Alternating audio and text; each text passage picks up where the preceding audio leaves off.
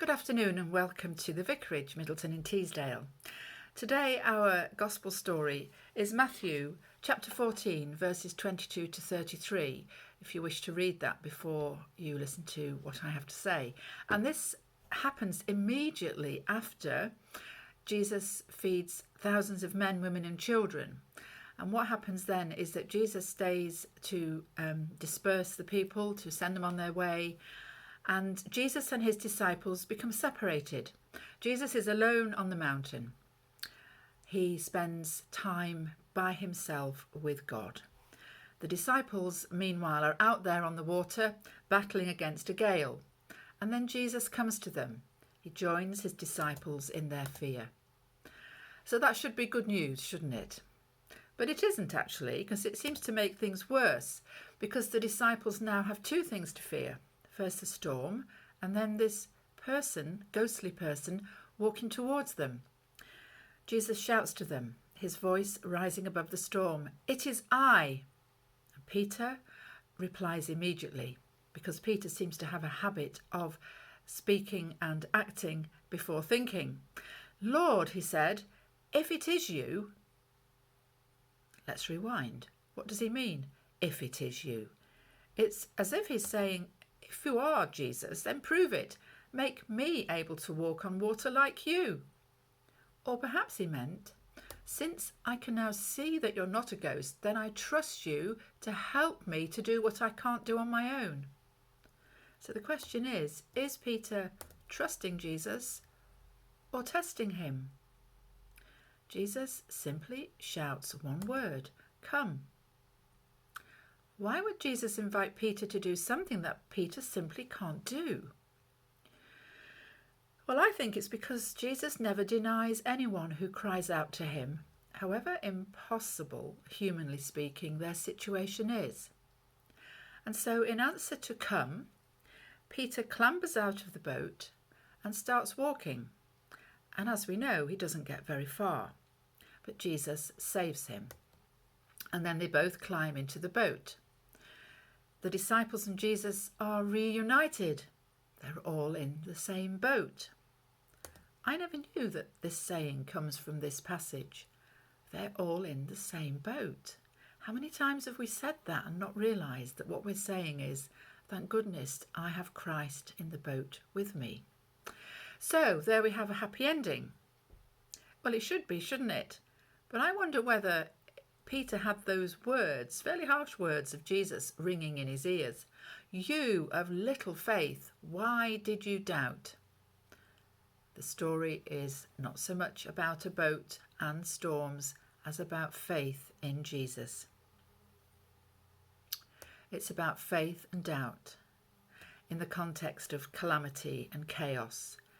And maybe we feel we're living in a world where floods and forest fires and viruses range, and there is lots of chaos and calamity and doubt in the world.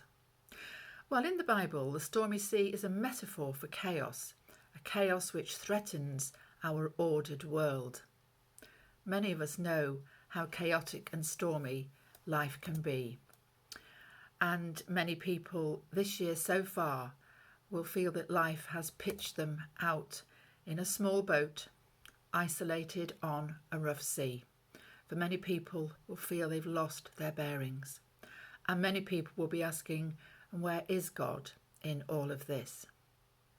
Matthew gives us the answer.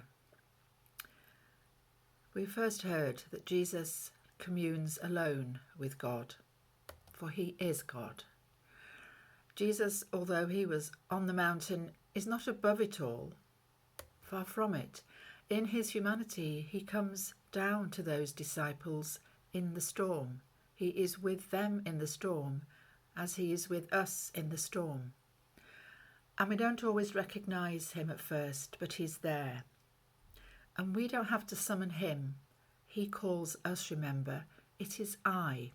He calls us to do what might seem impossible, which is to trust him and step out in faith. Well, maybe you're saying my faith isn't up to it. But let me tell you, if you can just summon up enough faith in Jesus to take the first step or two, he will stretch out his hand and he will hold us. And that's all that matters. It doesn't matter what caused the storm.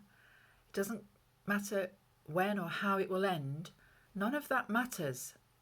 What matters is that he is with us in the storm, a truth which only faith can grasp. And we have a special prayer for today. We call it the Collect. It's a very Anglican word.